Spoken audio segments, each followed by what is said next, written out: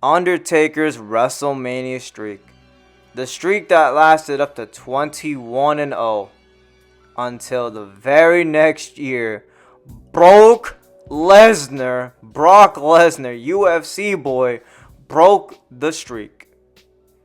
The most legendary day in WWE history. Well, that and Money in the Bank 2011 and other days that cannot be discussed because I like monetization. I like not being blackballed. And anyway, I'm pretty sure the whole community can agree that Brock Lesnar shouldn't have defeated the streak. But no one really discusses who should have been the one to defeat the streak. And that's the discussion I'm going to bring up. So, my name is NLH Media. Without any further ado, let's jump into it. I'm already done here, have your thought back.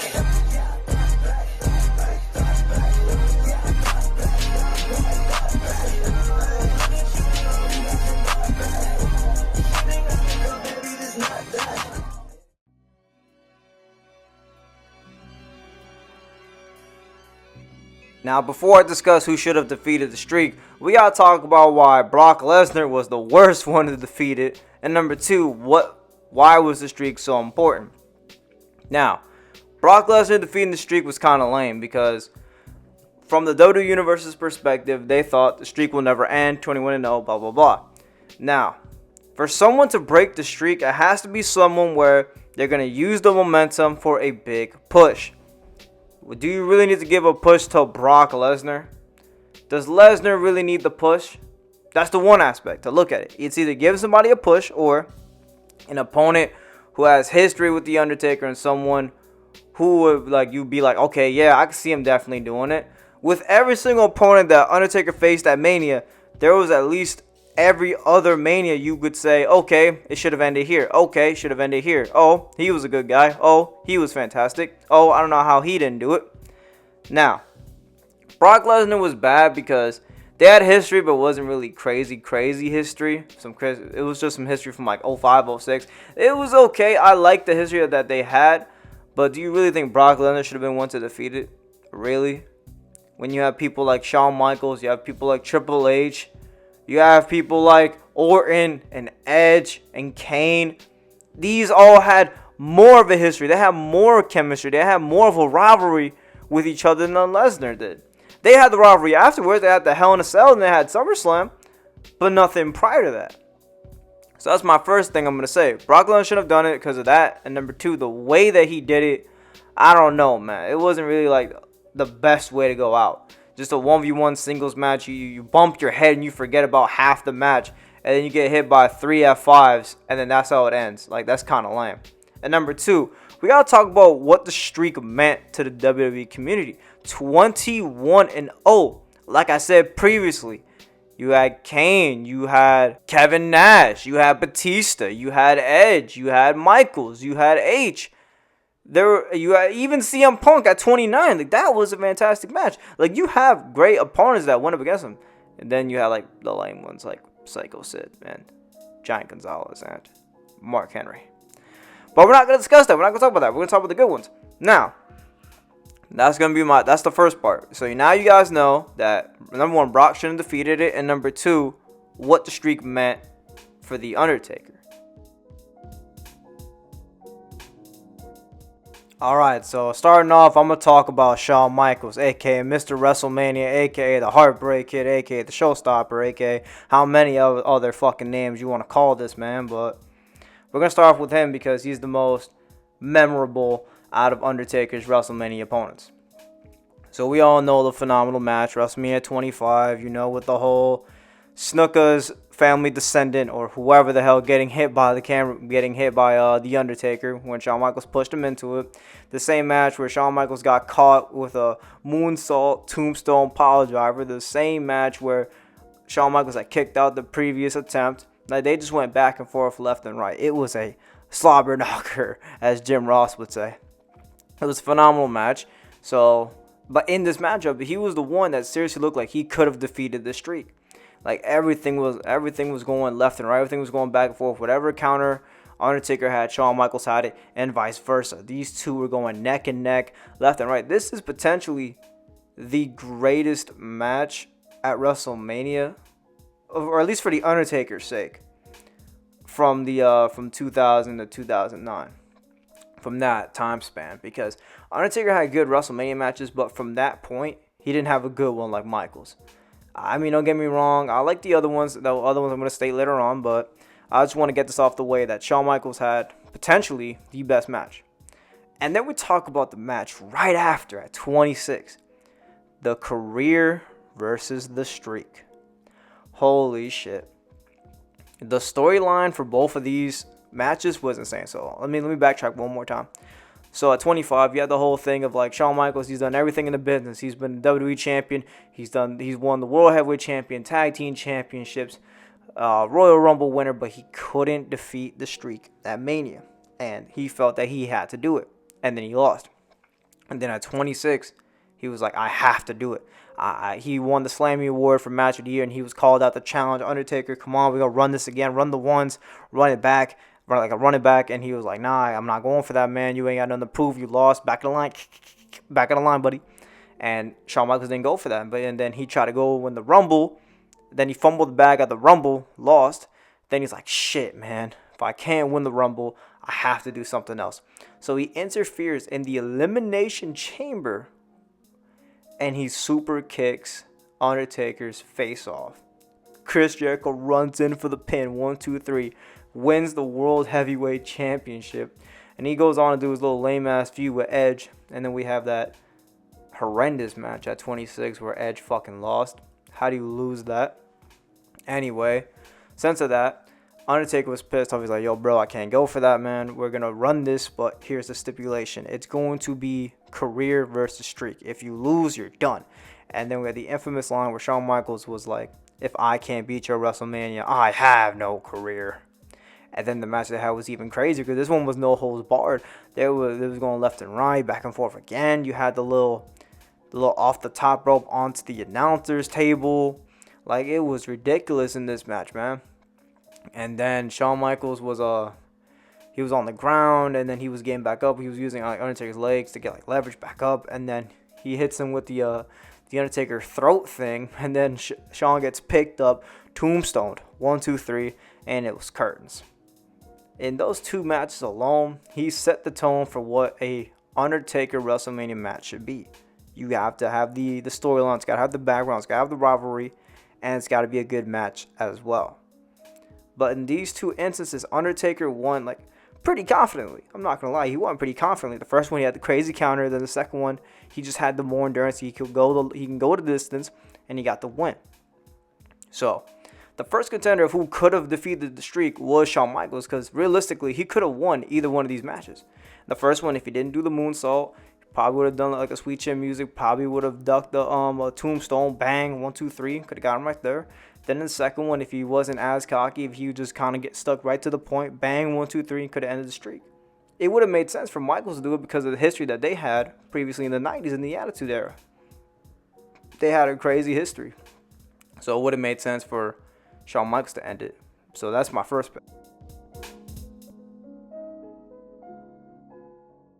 I probably shouldn't be doing the best ones first, but I'm going to do it anyway just because I'm built different and I'm trying to be different. Let's talk about Triple H, the Game, the King of Kings, the Cerebral Assassin, Hunter Hearst Helmsley, Mr. Paul, whatever the fuck you want to call him. Or as I like to call him, the man who lost 3 times against The Undertaker at Mania. Well, he lost at 17. Then he lost at 27. Then he lost at 28. So, I'm going to discuss them one by one. Well, first things first, why I think he could have broken the streak is because, number one, you had the most chances to do it.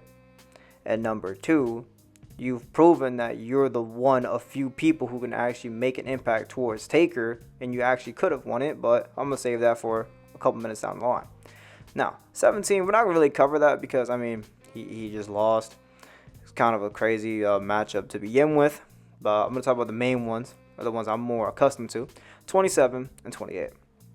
WrestleMania 27 was a crazy match. It was bonkers. The no holds barred match that made this man Undertaker really question the streak. They were going back and forth. They're going left and right. Triple H had countered into a tombstone. He was hitting him with the pedigrees. He was slamming him into the the barricade, hitting him on the announcer's table, hitting him with chairs, brought out the sledgehammer. He was bringing out everything, and it just wasn't enough. But you could see how Undertaker was hurting. He was struggling to get up after that too. He was struggling to get up after getting thrown at the barricade. And he only won just because when Triple H pulled out the sledgehammer, he was ready to hit him on the ground. He gets caught by the Hell's Gate, and he taps out. That's the only reason Undertaker had won that match. If he wasn't lucky, if he didn't have just that little bit of strength to get that in there and get the win, I feel like he was going to lose it right then and there, because at the end of that match, he was not able to walk on his own 2 feet to get back to the backstage area. He had to get helped out by the referees. This was the one match where a lot of fans were thinking Triple H really could have done it. He really could have defeated the streak right here and now, and no one would have questioned it. Nobody would have said, oh no, why him? Oh my God. No. They would have been like, bro, he defeated The Undertaker fair and square. He really could have done it. But that's another discussion for another day, even though I'm trying to do that here, because I can't rewrite the past. Now, we're going to talk about 28. This is where a lot of people were thinking this is where the streak ends, because number one, it's Hell in a Cell. And number two, its special guest referee was Shawn Michaels, aka Bro, who I just talked about previously, who had lost twice. So all the cards were in Triple H's deck. He has his best friend as a special guest referee, and he has the match stipulation where he is infamously known for winning Hell in a Cell. You face Triple H in a Hell in a Cell, you're 8 times out of 10 going to be on the losing side of things. So then they have their match at 28, Hell in a Cell. The match didn't really go crazy with the cell regardless. They didn't really do too many spots, but either way, it's still a crazy match. The infamous part that people remember was he's like hitting him with the steel chair like 15 fucking times, and Michael's like, bro, don't do it, just cover him. You know he's not gonna quit, just stop hitting him. And then the sweet chin music into the pedigree. Everyone was thinking right here and now, this is where the streak ends. This is where, all right, game over, curtains, pack up, let's get home. 1, 2, Undertaker kicks out at 2. And then fucking grabs his shit, tombstone pile driver, 1, 2, 3, and it's all over. And then the end of an era was officially complete. The whole storyline of Undertaker wanting to get his get back because he couldn't even walk to the backstage area. Triple H was saying, no, I don't gotta prove anything, da. And then Undertaker was like, remember when I told you Shawn Michaels was better than you? He is. And then Triple H, the sly dog, was like, all right, let's run this bitch Hell in a Cell, turn me up, just to get his ass beat. But it was the end of an era, though. A match a few years in the making. It was a good match. This was probably one of the best matches in recent WrestleMania history, when it comes to WrestleMania Undertaker matches, to be exact. This one and the one with Michaels at 26. These two are no question probably Undertaker's best matches. While he was still relatively old, but he was still able to be mobile and still able to put up good matches. Once we get past 31, you could see Undertaker was getting old. You could see the age was not on his side. So I gotta say that for this one, Triple H had the highest chance of doing it, but he just couldn't get the job done. Where would I have wanted him to have broken the streak? 27. 27 would have been the most realistic one, because he would have been left a broken man and the streak would have been broken. I think it would have been it would have been different if it happened like this rather than the Lesnar one, because Lesnar just made him look like a punk bitch. Meanwhile, Triple H, it was going back and forth. It realistically could have went either way. Alright, so I'm going to put these last two together because they're fairly recent. They fairly share the same, the same something. I can't find the real word to describe it, but these are two people who could have defeated the streak, and it would have helped them out, but they're not really the main people who you would have thought, damn, they're going to break the streak. We're going to talk about Edge and Randy Orton. Real quickly, I just want to talk about this like a quick fact. Every single member of Evolution has fought The Undertaker at Mania. Because you had Triple H at 17, you had Ric Flair at 18, then you had Orton at 21, and then you had Batista dead 2 years later at 23. So I just want to quickly just put that out there. Anyway, we're going to start off with Randy Orton because Randy Orton was first.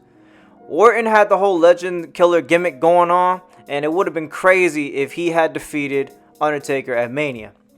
And it would have set him up for a brazy push, because I'm not going to lie, this was way before Orton was on the crazy WWE Championship reigns that he would later on do in 09, 2010, 2011, I mean, he was WWE Champion, but he wasn't really like a profound WWE Champion that he would be later on. So, not only would he kill the streak, fulfilling the legend killer gimmick, but he would use that momentum to keep pushing forward, and then he'll become like an even bigger star than he is currently. He's already considered one of the biggest stars in WWE history, but this would have gave him that extra edge up in the competition. Speaking of that, we're going to talk about the Rated R Superstar Edge.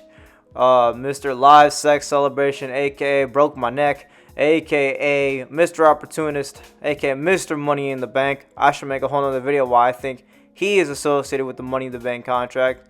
Him or Punk, I don't know. But when it comes to Edge, this would have went super crazy, man. Because the thing is, with Edge, this was the first time in about 10 years. No, the second time in about 10 years that this man, Undertaker, was going into Mania for the World Heavyweight Championship, right? So first time was like way back in the day, way back in the day against like Psycho Sid. But then there was the one against Batista the year before that. Batista got his ass beat. And then at WrestleMania 24 in 08, Edge was going into Mania with the World Heavyweight Championship, and Undertaker had just won the Rumble. Holy shit. And then he's going after, he's like, I'm going to go face you, and I'm going to go whoop your ass. And Edge is going into this with the World Heavyweight Championship. So if he walked into Mania and left Mania with the World Heavyweight Championship, he has the momentum of not only breaking the streak, but maintaining the chip. I don't know. For me personally, that's something that gives it the extra up edge in the ladder. It gives you that extra oomph. I don't know what is the word to describe it, but it gives him that. Because not only did you maintain the chip, you're defeating the streak in the process. The way Lesnar did it, was just a squash down match. It was really like nothing for him to gain from this. Edge, if he maintained the chip, he had so much to gain. This would have put him up in the pedestal too. And like both of these matches were crazy. You had last rides countered into this. You had execution countered from a choke slam. You countered the last ride into a neck breaker, RKOs. Then you had the spear. Then you had you had Zack Ryder and Kurt Hawkins coming through for the interference and nothing. They get choke slammed out of the ring, and then they get the spear. Like both of these men, they dead had the opportunities to beat the streak, but they just couldn't get it done. And when it comes to the streak, I'm officially done with listing the 4 people who could have beaten him. But here's what I'm gonna say: when it comes to the streak, it has to be one of 2 components. It either has to be someone with a rivalry with The Undertaker, someone who would make sense, okay, they've been at this for X amount of years, X amount of matches, X amount of moments, and they could do it, like Triple H and Shawn Michaels. Or you got to go for the younger group, you got to go for the young people who can use this for a crazy push, like Edge, like Randy Orton.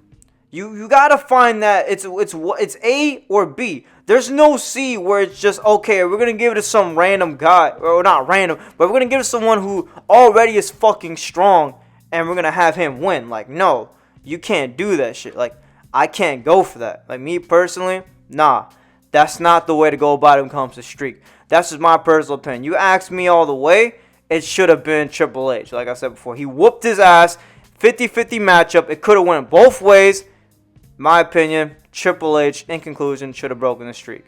Or Shawn Michaels, because he didn't end his career like that. But let me know what y'all think in the comments down below, man. Let me know if you guys enjoyed this WWE video. Let me know if you guys want to hear more of these. Sentinel H, never lose hope. And I'm going to see y'all on the next one. Peace. Gang! They told me I should never lose hope. They told me I should never lose my soul. They told me I should never lose hope. They told me I should never lose my soul. They told me I should never lose my soul.